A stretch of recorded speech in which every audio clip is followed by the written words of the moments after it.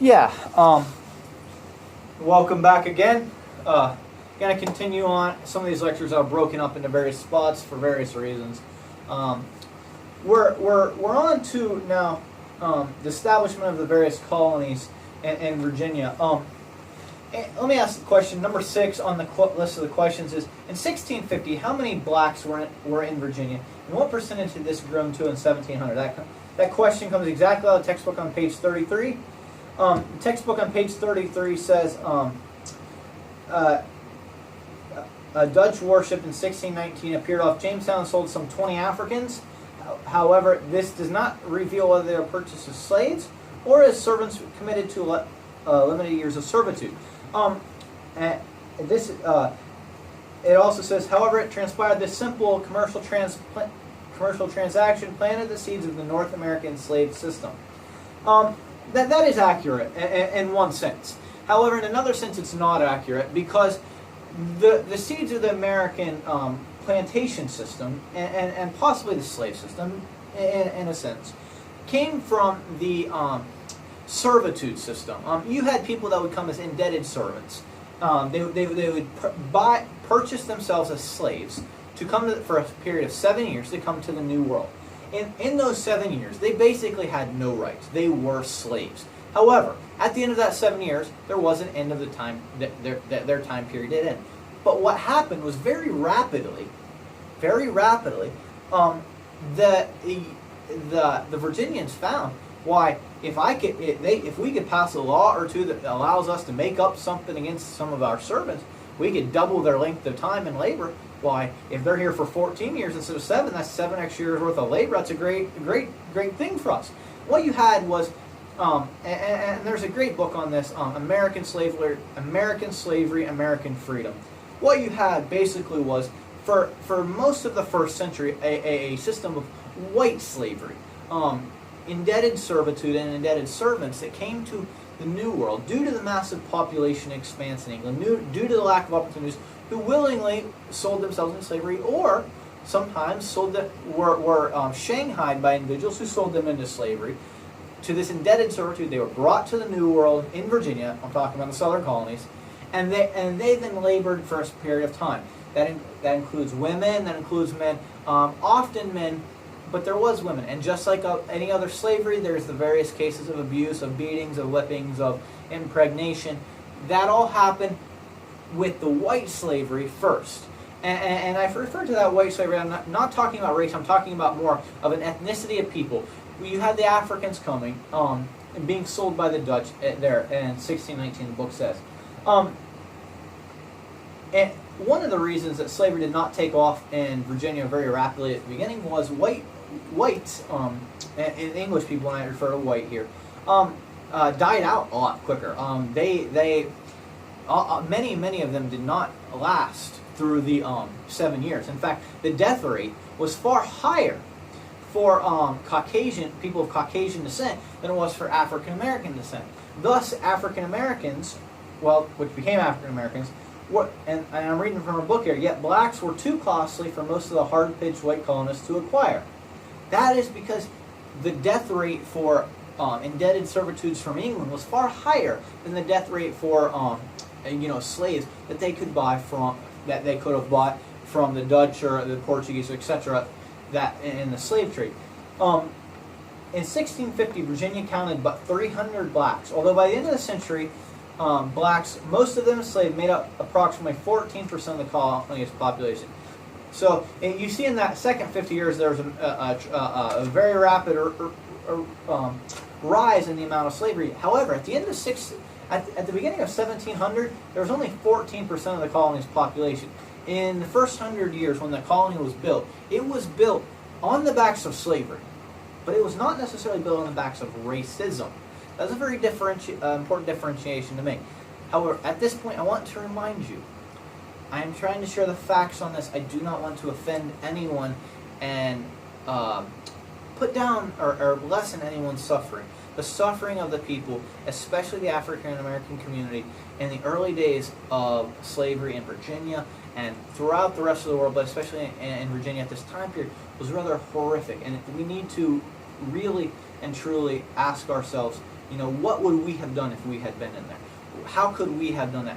And we need to not respect, but take a proper attitude toward that, and do not minimize the horrific nature that of this social problem, this horrific evil. I don't want to minimize that when I talk about history as just facts, and or as here we're talking. It says statistics: 300 blacks or 14%. It's not. These are people. They're not just statistics. And white, black, people are people, and being mistreated. They were mistreated in early Virginia. That is a fact. That fact is very clear, and we need to be aware of that. I'm going to move on here to Maryland. Who founded Maryland, and what was their purpose? Maryland was founded by Catholics, specifically Lord Baltimore, and he founded it for Catholics to give them a refuge for their attacks in England.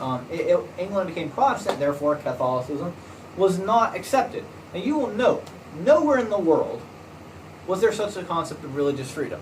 It did not exist. Let me repeat that again.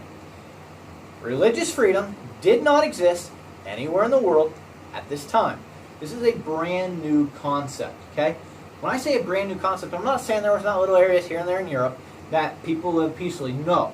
I'm saying the idea that all people of all religions should be able to live together peaceably and not be fighting on the basis of religion, that's a brand new concept in a philosophical world, okay? The Act of Toleration, what was the Act of Toleration? The Act of Toleration basically is a religious statute that guaranteed toleration to all Christians. This is, again, one of the things America did, establish religious freedom. We can go on and on here, but I'm not going to continue on. But religion is tied to history, and history is tied to religion. And you see here, religious conflict leading to what they call the Act of Toleration, religious freedom, which led to eventually, a whole wars and all. But the point is, I'm trying to make here, without America, religious freedom probably would not have existed anywhere in the world. We're on here to just one point here, real quick. Barbados, South Carolina was founded from individuals from Barbados and other gentlemen from. And when I say gentlemen, I mean landowners or a part of the elite of society of England who came over, who didn't actually have a lot of land anymore in England. In the West Indies, and that is Barbados, Jamaica, Hispaniola, etc. Sugarcane, sugar was going. They were extremely valuable. Barbados at this time was valued. The island of Barbados at this time was valued as worth considerably more than all of North America combined. In fact, probably more than 2 or 3 times worth more. In Barbados, you'll see here, and I'm going to read from the textbook for a second. To work the sprawling plantations, they imported enormous numbers of African slaves, more than 250,000 in the 5 decades after 1640. By about 1700, black slaves outnumbered white settlers in the English West Indies by nearly 4 to 1. Okay, just remember, in Virginia in 1700, they're 14% of the population. In Barbados, they outnumber English settlers 4 to 1. That's just a quick comparison to give you an idea of what slavery is like in Virginia compared to in Barbados and other places where the death rate was extremely high, but also slavery was a foundational part of their culture. It wasn't to quite the extent in Virginia that it was to Barbados. The next question is, who is the great champion Puritan soldier in the English Civil War? He's a great champion, and he's a Puritan soldier named Oliver Cromwell. The English Civil War, you could call, some have referred to the American Civil War as a continuation of the English Civil War. We're not going to spend a lot of time on this because it's something that applies greatly to American history, but it was 150 years before. And so if you're studying Western civilization, it's a very important war. But the English Civil War basically, and I'm paraphrasing and short, you had basically the Puritans fighting against the monarchy. Okay, you have the parliament versus establishment, established monarchical system. Okay, whoever, the idea of freedom, the idea of a parliamentary system of representation versus a monarchy that we have in America today, came from the English Civil War. And Charles I and Oliver Cromwell, their war, and the Puritans really fighting against the monarchy. And we'll see that again. And our American Civil War is the Puritans leading the way for freedom. That's going to be something we're going to see a lot. The Puritans leading the way. Here they led the way in fighting against monarchy and establishing really a golden era for a little while of peace in England. And then 20 years later, after Oliver Cromwell's death, the other king came back. But it established, he was eventually dethroned and ran off to France. But the point is here, it was established idea of freedom of voting or a freedom of representation of the people. Georgia. Let's go to North Carolina real quick. North Carolina was basically people who didn't like the big plantations in Virginia and South Carolina. They tended to go to North Carolina. It was poorer. It wasn't. They didn't like the. They didn't like the gentrified air, the Anglican Church quite as much. They earned a reputation for being irreligious and hospitable to pirates. They didn't like authority. They're just little roughnecks, basically. They were the roughnecks of the South. The roughnecks tended to gravitate toward North Carolina from both South Carolina and Virginia, whereas the gentry were known for being in South Carolina and Virginia, the roughnecks in North Carolina. If you're from North Carolina, I'm sorry, that is your heritage. No insults meant by that.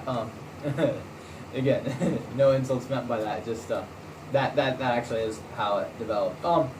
Georgia was established by, and this would be question number 10. What individual founded Georgia, and for what purpose did he? It was founded by James Oglethorpe, who, but as a philanthropy, he established it as a place to get debtors' prisons out.